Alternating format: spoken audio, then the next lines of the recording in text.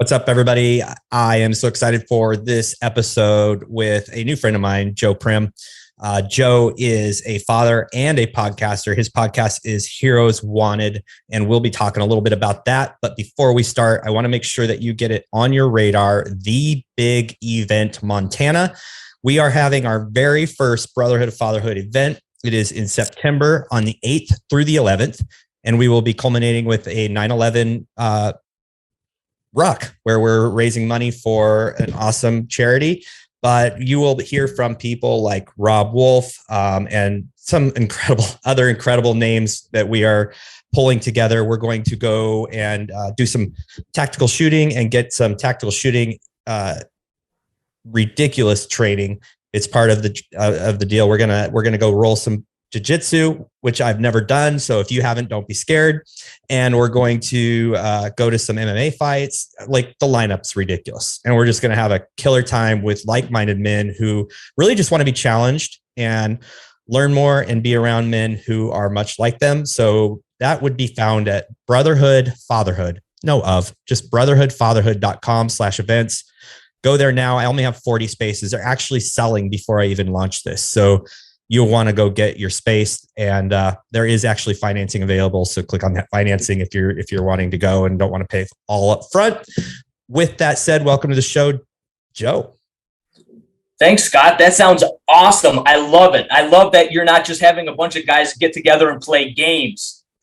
Let's do activities as something where we can take it home with us and be like improved and be better, stronger people in our community and in our families. It's awesome. I love to hear stuff like that happening, Scott. You basically stole the words out of my mouth of kind of like what I say it's about. So I'm pumped that you're on board, because really the whole idea was we want men to come together, and we don't want just to be talking and being talked to about how we improve our lives. We actually want to put some things in play. We want to have very deep conversations, really get into the the depths of where we need to go to make sure we're better. That's why we're doing things fireside at night. It's good, and why we're capping it at 40. Quite honestly, I hope I might even cap it at 30. I haven't decided yet, but and then the firearms training. Who can't have enough of that? And the guy that's doing that is world class. And the people that we have sponsoring already, like, it's just there's going to be all sorts of really cool things you walk away with, not only in your head, but in your hands.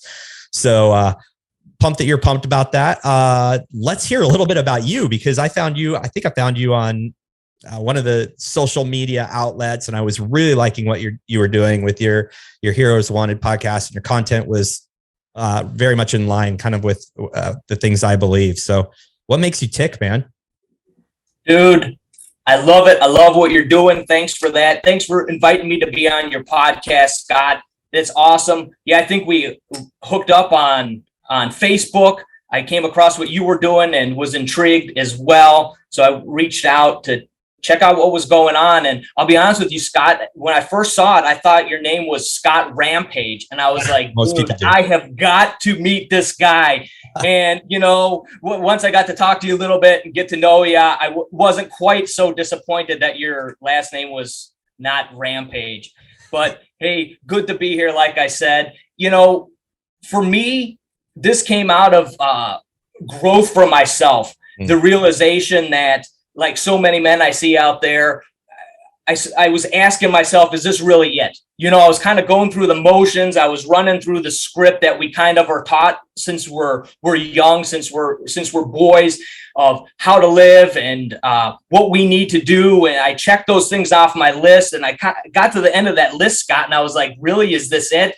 Mm-hmm. Work is not really what I was sold it was going to be. Marriage is much different than I thought it was going to be. Being a dad is epic and great, but at the same time, way different than what I was told it was going to be. So I came to this point where I was like, is this it? And I really, really had to contemplate whether that was it or whether I was going to move off in a different direction. And I'm grateful that I did. I started to seek out and kind of challenge myself in growth and reading new books and listening to audio books and seeking out leaders that would challenge me and push me outside of my comfort zone. And we made some huge changes in our life at that time.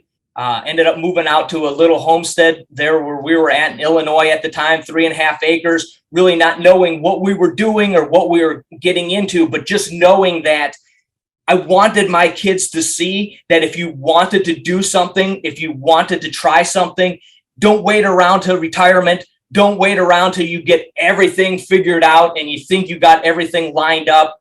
Go and do it. And if you don't like it and you fail, that's fine. You can always move on and move in a different direction. But the growth and the learning will become invaluable as you move forward in your life. So that's kind of, and out of that growth time also was birthed. At the time, it was a podcast called Ever Vigilant. That was my first podcast that I did. And now I'm rolled into and some different evolutions as time's gone on to get into Heroes Wanted. I finished up and wrote a book last year, kind of again on the principles that came out of my growth and the 6 principles that really drove me to embark on that journey down the cliff that I thought was there, Scott. So that's kind of in a nutshell what I'm doing and what makes me tick. I love having conversation with men and understanding them and where they're at. I love to hear what drives people and what keeps people going, what keeps them up at night, what they're battling, what they're fighting, and encourage them at the same time, challenge them, because we only grow through that adversity.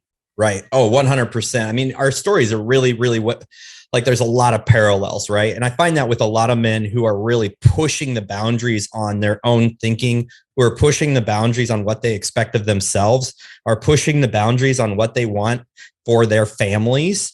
And this is a very recurring theme. I'm curious, was there an aha moment that it was like, really, this is it? Because I had one, but I love hearing other people's. And sometimes it's a slow fade or a slow realization. Sometimes it's like a smack across the face. So, like you call it a Will Smith these days. What was that catalyst that made you think, no, this isn't everything? Well, it was kind of a crazy time in my life.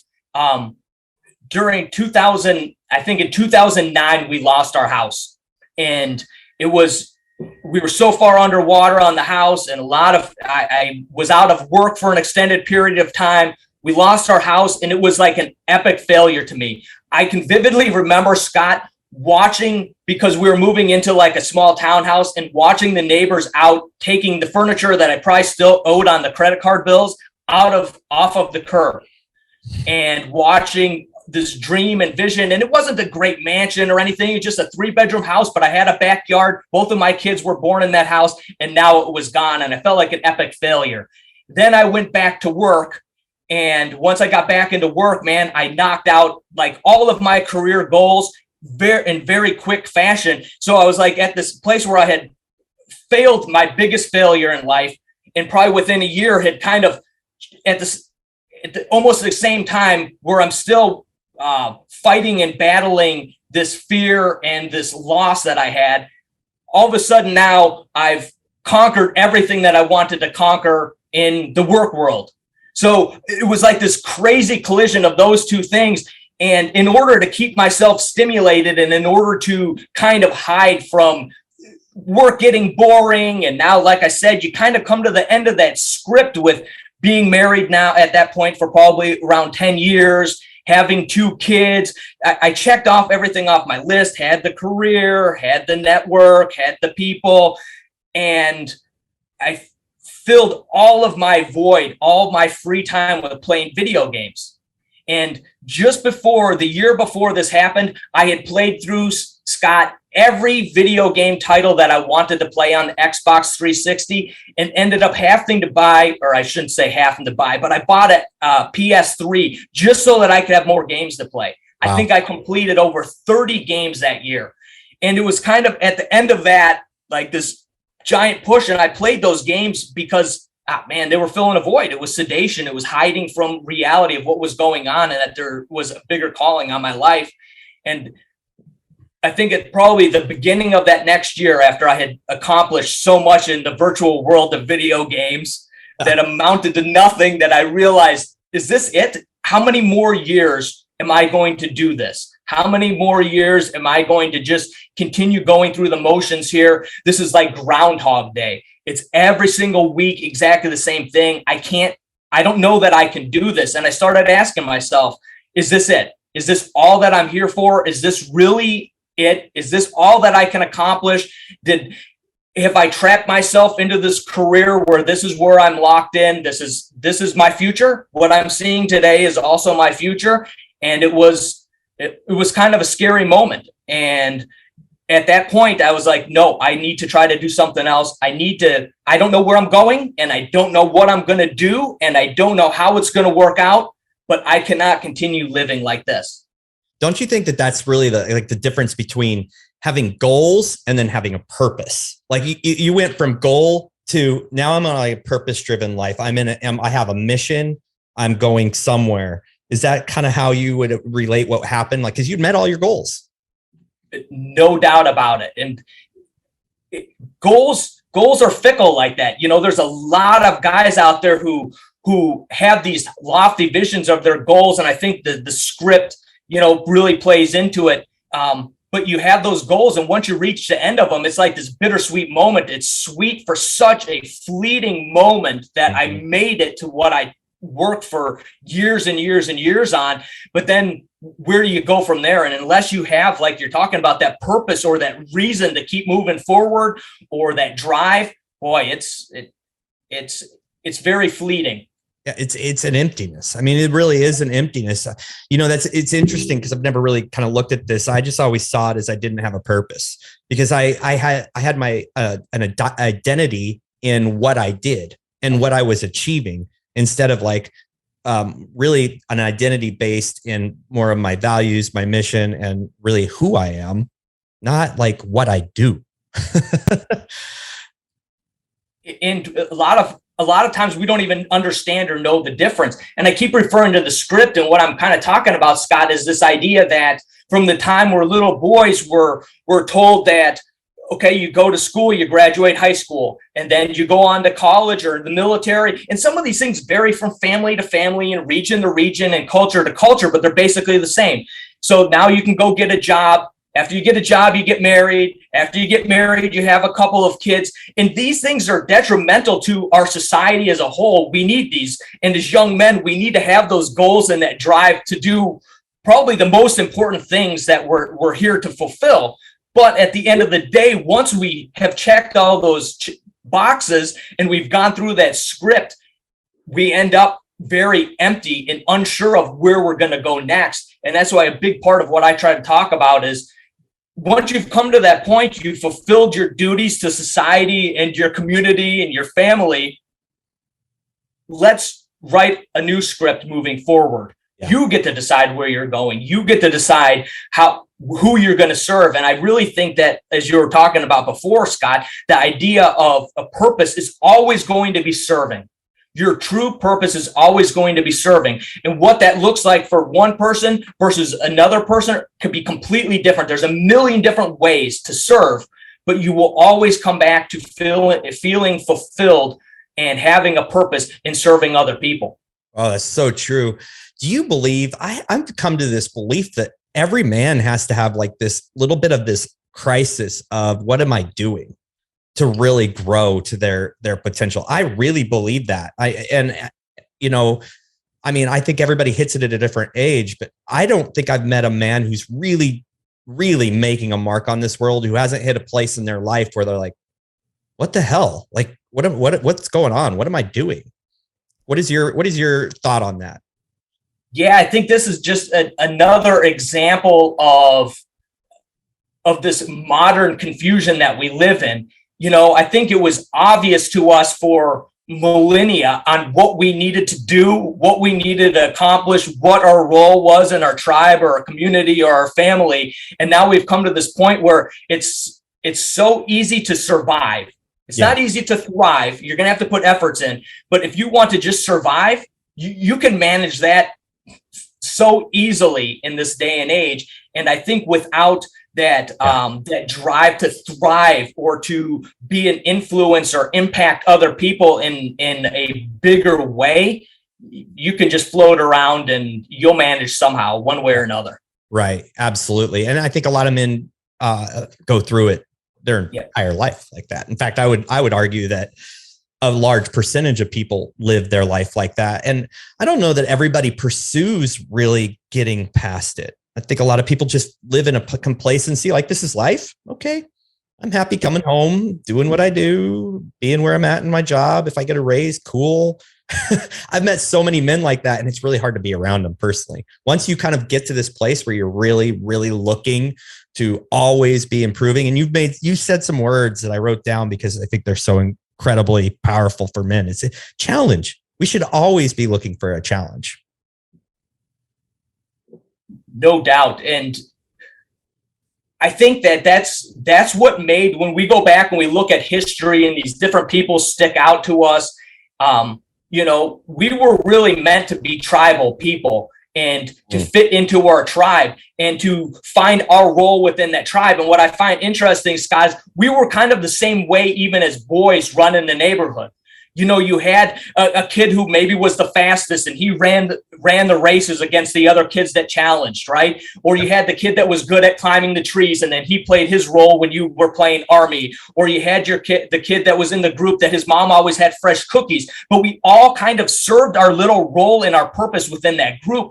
And again, we've become so segregated and so divided and so of the mindset of, no, I got to take care of all of this myself, that we lose that role and that purpose just because we live in this different world. And so many times what I like to look back at, Scott, is when I see something that I question or that I don't understand why we as men seem to be struggling so much, I try to just turn back the pages, 200 years or 100 years and go, oh, well, now it makes sense. That's what we were geared for. We thrived in this environment and with these types of people. And all of a sudden you take away those daily challenges, you take away the wars and the hunting and the exploring and the need for this and the nomad life that so many people lived, so you're always on the move and you realize we're bored.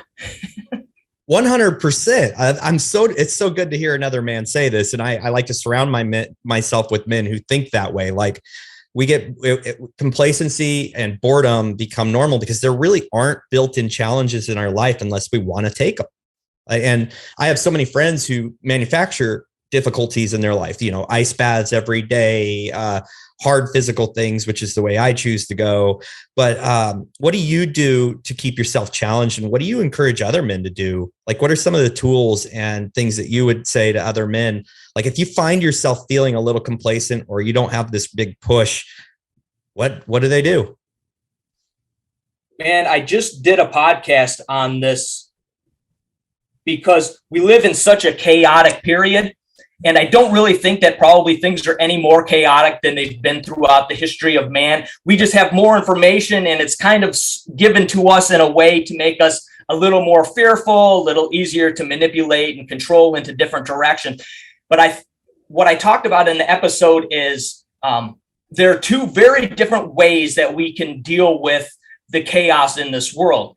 And one way is to sedate ourselves and to hide from it and to make Monday night or Sunday night football our priority. We can hide from it that way, or through video games or politics, or getting involved in disputes on Facebook or whatever it is, or even vicariously through our kids' sports, right? A lot of fathers get sucked into that, and it's 100%. It's a way to sedate. It's a way to hide from what's really going on in their own life.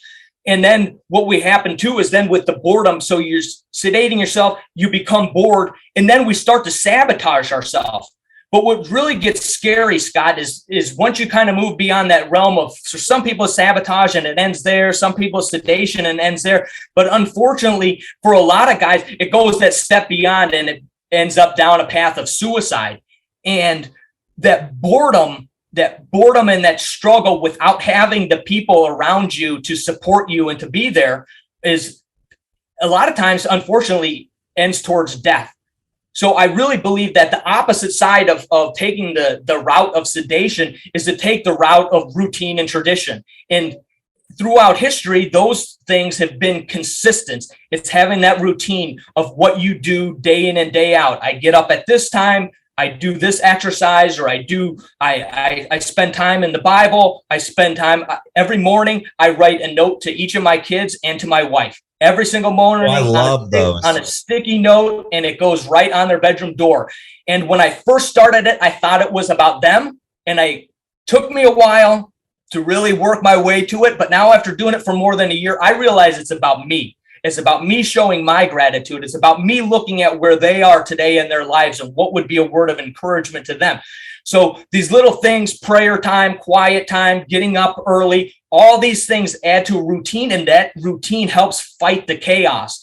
And then it goes from routine from you to the routine of your family also. And then from there, it moves into tradition. And what are the holidays that you celebrate? What can you build in that you do each and every month with your family? A bike ride, a hike, a walk, going to see a movie, whatever it might be. If you can build in traditions that are unique to your own family, to what you do, that differentiate you from everybody else, the more solid and stronger that you can be in this fight against chaos and boredom.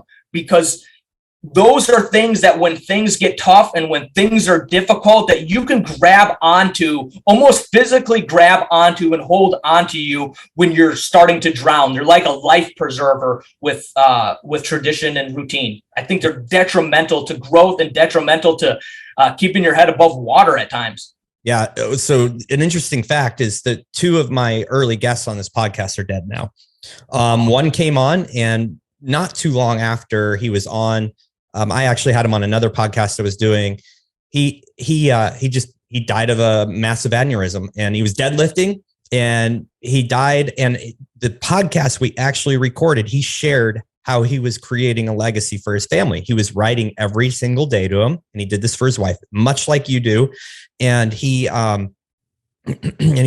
actually talked about death on that podcast. And I've since interviewed his wife on the podcast. It was beautiful, but he didn't know that was coming. He had no clue. And, it was, he was doing what he loved. He was lifting weights. It had nothing to do with why it happened. It was a predisposition in the family. But because he had done that, his 2-year-old and 3-year-old boys have things forever they know about their dad. He was writing them like, this is how you live life. This is what you do every single day. And then tomorrow I head off to California for a memorial for a buddy of mine who took his own life.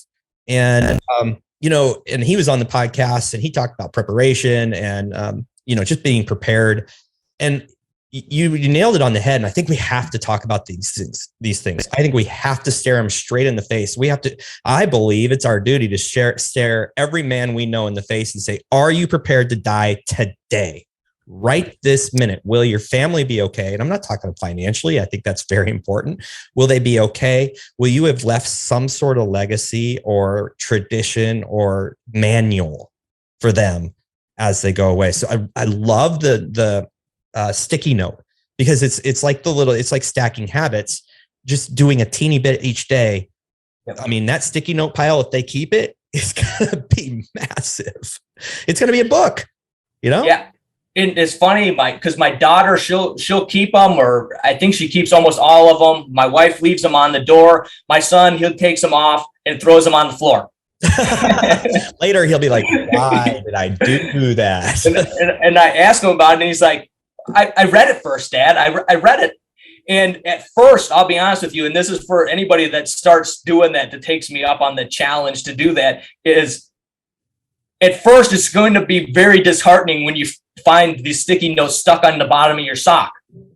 Yeah. But the reality is, like you said, it's stacking every day. They're reminded that I care about them. They're reminded of these different, affirmations or encouragements or challenges that are put on that sticky note day in and day out. It's always there. And I kind of got to the point, like I said, where, there was a time where it kind of pissed me off there for a minute, Scott. Yeah, I bet. You're doing work and you're doing what? But at the end of the day, I came to realize again that it's for them, but at the same time, it's made a huge difference in me. And as you mentioned about the memorial service you're going to, the same thing happened with a podcast guest that I had on my Ever Vigilant podcast more than once. And when I got the news of suicide, it was devastating. And I remember telling my wife, I said, if I had even had just an inkling of a knowledge of something like that, I would have dropped everything and driven night and day to get to his house to just put my arm around his shoulder until forever, if that's what it took. And my wife looked at me and she said, I didn't know you felt that way about anybody. And that was an eye opener right there. But at the same time, I think about these men, and I think that this is something that, like you said, we need to bring up and we need to talk about, because all of us tell ourselves that would never be me. That would never be me. But I could almost guarantee you down to a man that those guys said the same thing a year ago, 6 months ago, or 4 weeks ago. And all of a sudden they were in a spot where they only saw a temporary or a permanent solution to a temporary problem. Yep. And it's gut wrenching. And here's my advice, because this buddy of mine had just moved. It was a 10-hour drive for me. I said, I will meet you there. I'll help you unpack. And he kept, I knew he was troubled, and I knew it. And here's the other thing. I went back and looked at all the texts from him, oh, the writing's on the wall. But that's when I knew the answer to the equation. I didn't know the outcome. And of course, the second I found out he was missing, and he sent me and his parents a suicide text. And so the second I couldn't get a hold of him, I made plans to just drop everything and drive. It was a 10-hour drive. And just don't be me. Don't be the guy that's making the drive after the event happens. I knew in my heart of hearts, I needed to get over there and hug him. And he kept saying no. He told me no multiple times. And I think this, it goes to waste if I don't go to tell every man. Pay very close attention to those in your life. Pay very close attention to the patterns, how those patterns are changing, and don't even question for a second that it's not possible. And hey, look, if you make a 10-hour drive and you show up to your buddy's door and he's doing okay, what harm is there in that?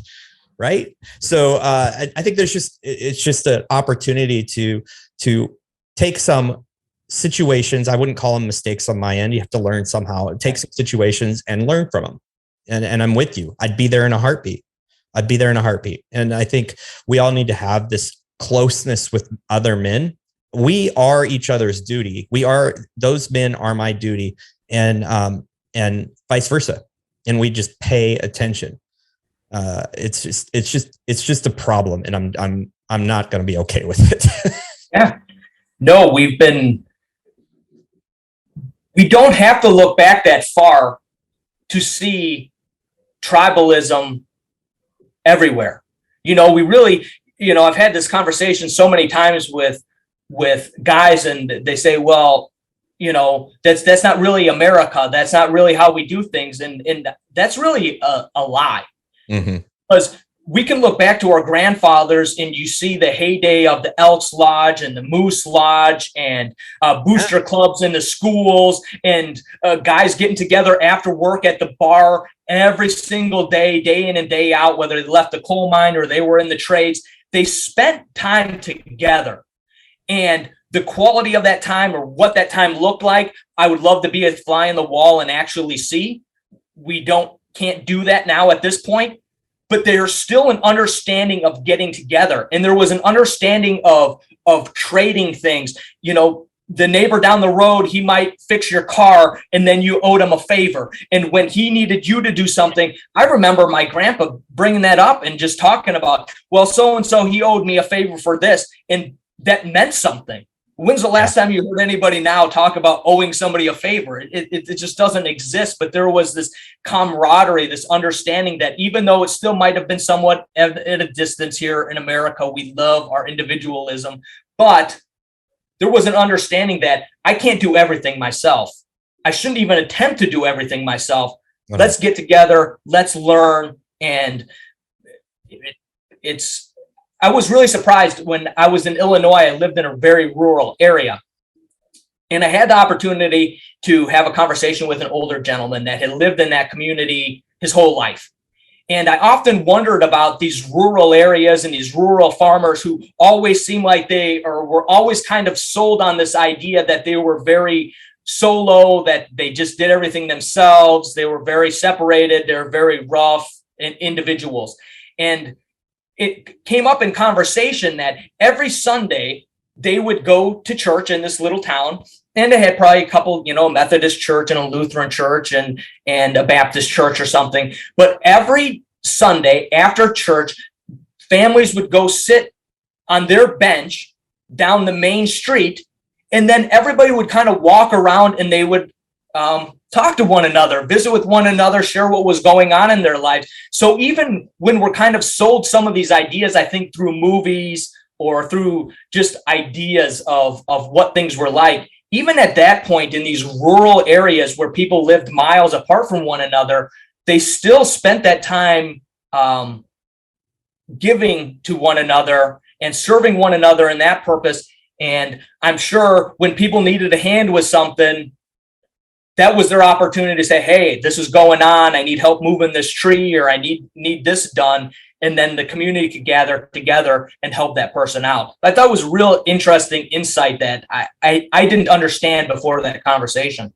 I think that's really good insight, because the thing that drove me to creating Brotherhood of Fatherhood was this wanting of a tribe. I want to create a tribe. I want other men to want to have this connection that I want to have.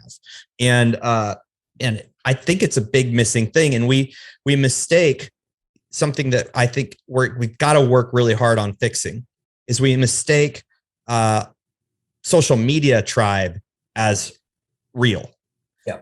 And that's the push for an event. I'm like, if you're willing to put the time, money, and effort to get there, we're going to do this thing together, and we're going to take the next step. What do you suggest? You already laid out a morning routine, which I think is really awesome. Mine's very similar, a lot of the same patterns, a lot of the same values. What other things are you suggesting, or would you say, go do this right now? Number one, go do something. Go do something, Scott. Go find some way to serve. Go challenge yourself.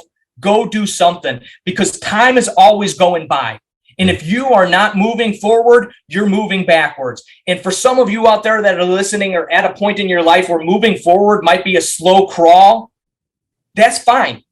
That's fine. But you've got to find the way to move forward. And there are guys out there listening that I'm sure are stuck in the deep abyss of depression. And to me, I'm a very visual person, and I can visualize exactly what that looks like. And when I was at times in my life, I could feel depression pulling at my foot, trying to pull me into that abyss. And the only thing that saved me out of those times, Scott, is some sort of momentum moving forward. And it doesn't have to be fast, and you're going to fight your battles along the way, but you've got to start moving forward. And you can sort things out and figure things out from there. If you want to serve people and you think you're a good writer and you want to write a blog, then start out. Don't expect anybody to read it. Don't expect it to be a one-hit wonder. Just start. And maybe after a month, you don't like that. Or maybe after a month, that turns into the beginning of a book. Or maybe after a month, that turns into something that you only share with your children or your grandchildren. But start somewhere. Start with some way that you can serve other people. Serving other people takes a lot of the eyes of yourself off of yourself and your own issues and problems. And you start to realize, my dad told me as a kid growing up, so many times when I thought things were so awful in my life and I was going through so many troubles and difficulties, and my dad was the kind of dad that would just sit down and he would be very slow to speak. But when he spoke, it was worth listening to.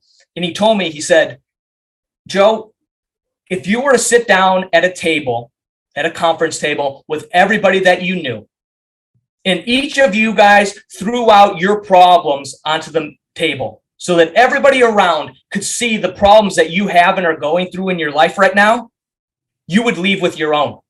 Mm-hmm.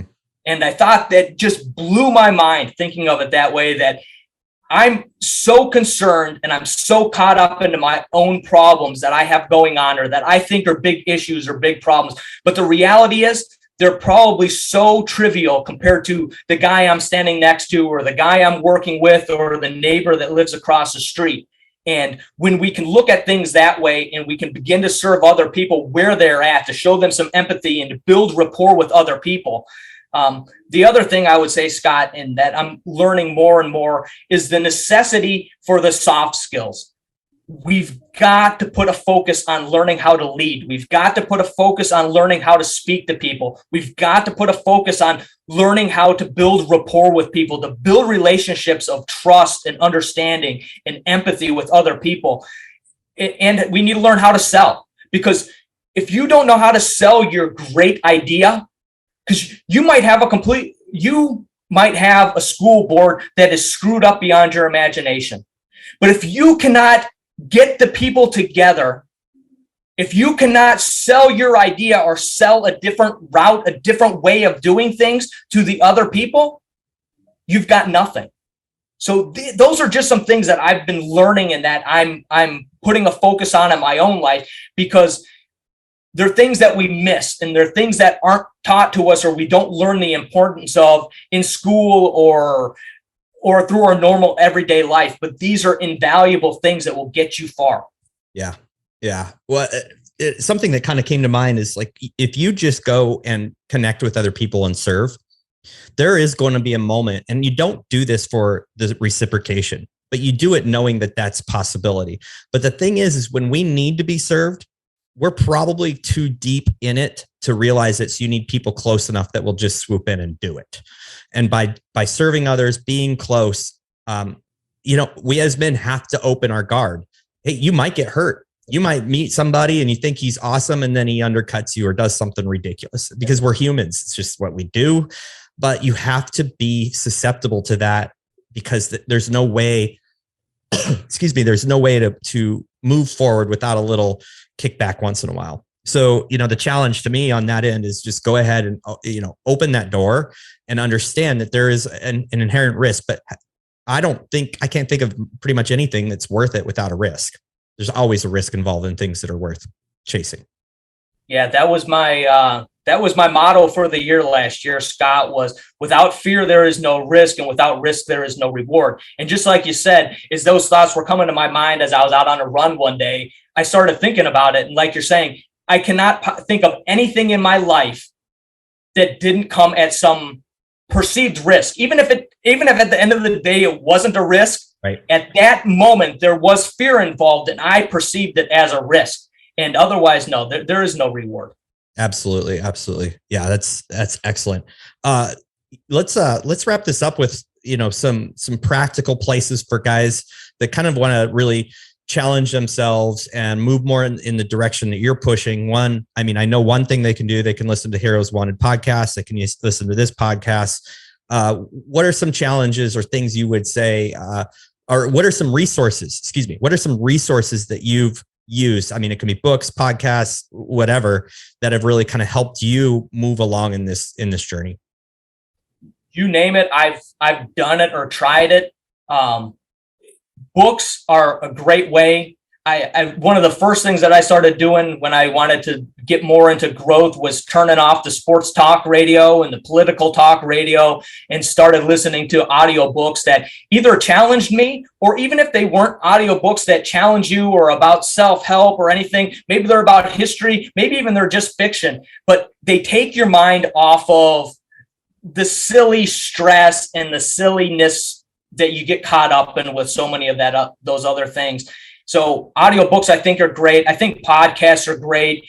I think that one of the most important things that you can learn or realize is that a brotherhood or a group of men that you can hang out with is not just going to appear on your doorstep one day. If you truly want it, just like Jesus had to go out and pick his 12 disciples, they didn't even just show up for him. You've got to go out and individually pick out who you want in your crew.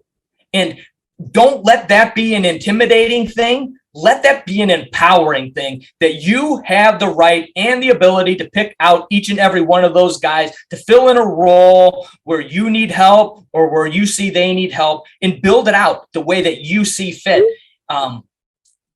There are so many things that you can do. And that's why I always emphasize so much, Scott, on moving forward, because what's great for one guy is not going to work for somebody else. Right. But continue to challenge yourself. You've got to challenge yourself. Twice at the end of last year and then at the beginning of this year, I went on a 12-hour walk just as a challenge. That's and tough. each time we did it, I brought with a buddy of mine. And it's funny because you see the guys that rose to that challenge are guys that have very, very successful side hustles going. The one guy just started or just left his regular job as a fireman to continue growing his what was at one point just a side hustle.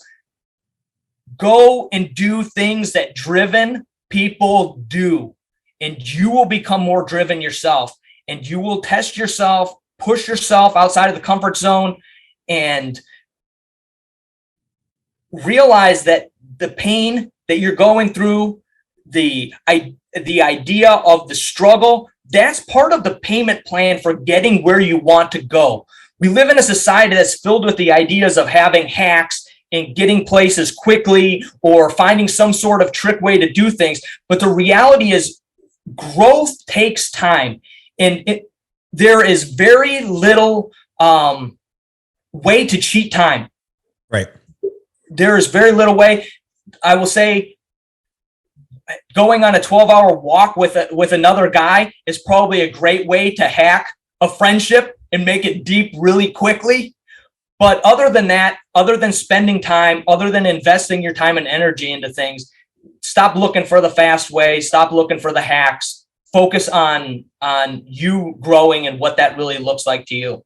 Yeah. That's so good.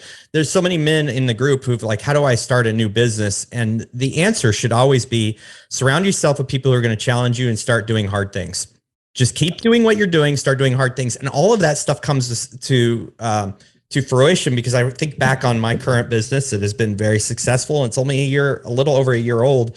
It came a year into this maybe a year or two into me really pushing and learning and driving myself. And it's in direct correlation. So I think it's phenomenal advice. I think it's really actually the key to getting to that place, is because doing that side hustle is not going to be easy. And you got to train your brain and your mind to push past and to see things a little differently. So I think that's ridiculously phenomenal advice. I've never had anybody put it that way, but I think it's very solid. Well, and I think it's the intangibles, Scott, that we don't realize. It's the having a podcast and then becoming better at sharing what's on your mind, of conveying a message, of communicating. For me, getting outside of my comfort zone, being an introvert and having conversations with people that you don't know, and pushing yourself that way. So it's those intangible things that you don't even necessarily realize at the time that you're learning, but you're always learning. Yeah. That's awesome. Joe, man, appreciate it so much. We know that people should go look for the Heroes Wanted podcast. Anything else they should do to really kind of touch base with you? Is it Facebook?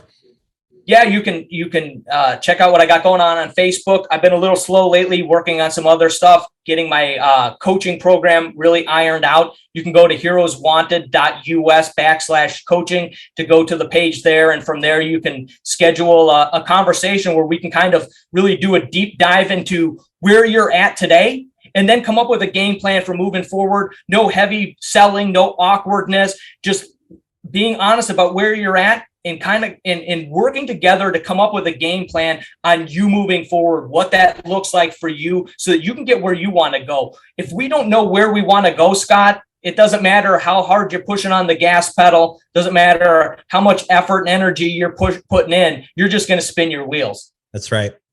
So the website and Joe Prim on Facebook, Prim, super simple.